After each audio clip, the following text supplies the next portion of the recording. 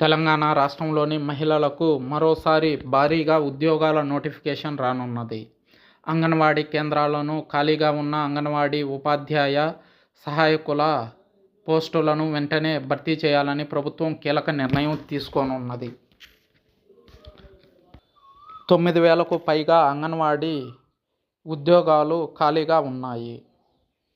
ప్రస్తుతం అంగన్వాడీ కేంద్రాల్లో దాదాపు 9,000కు పైగా పోస్టులు ఖాళీగా ఉన్నట్లు తెలంగాణ ప్రభుత్వం గుర్తించింది. వీటిని వీలైనంత త్వరగా భర్తీ చేసేందుకు కార్యాచరణ సిద్ధం చేస్తుంది. ప్రభుత్వ అనుమతులు వచ్చిన వెంటనే జిల్లాల వారీగా కలెక్టర్ల ఆధ్వర్యంలో ఉద్యోగ ప్రకటనలు జారీ కానున్నాయి.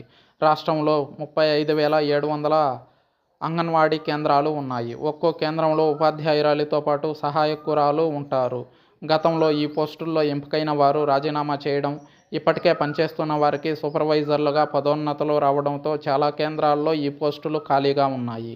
వీటి భర్తీకి కేంద్ర ప్రభుత్వం నూతన మార్గదర్శకాలు జారీ చేసింది. వీటి ప్రకారం టీచర్తో పాటు హెల్పర్లుగా నియమితులయ్యేవారు కనీసం ఇంటర్ పాస్ అయి ఉండాలి. గతంలో అంగన్వాడీ టీచర్ పోస్టులకు కనీసం 10వ తరగతి పాస్ అయి ఉండాలన్న నిబంధన ఉండేది. ఈసారి వయోపరిమితి 18 నుంచి 35 ఏళ్ల మధ్య ఉండాలి. అలాగే 65 ఏళ్లు దాటిన తరువాత వారి సేవలను వినియోగించుకోకూడదు.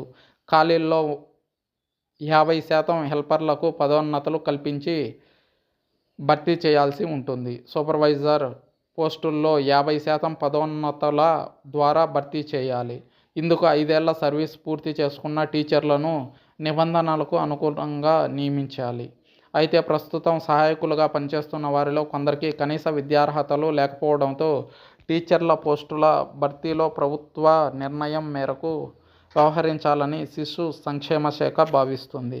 దీనిపై ఎలాంటి మార్గదర్శకాలు ఇవ్వనున్నారో త్వరలోనే తెలంగాణ ప్రభుత్వం ప్రజల ముందుకు తీసుకురానుంది.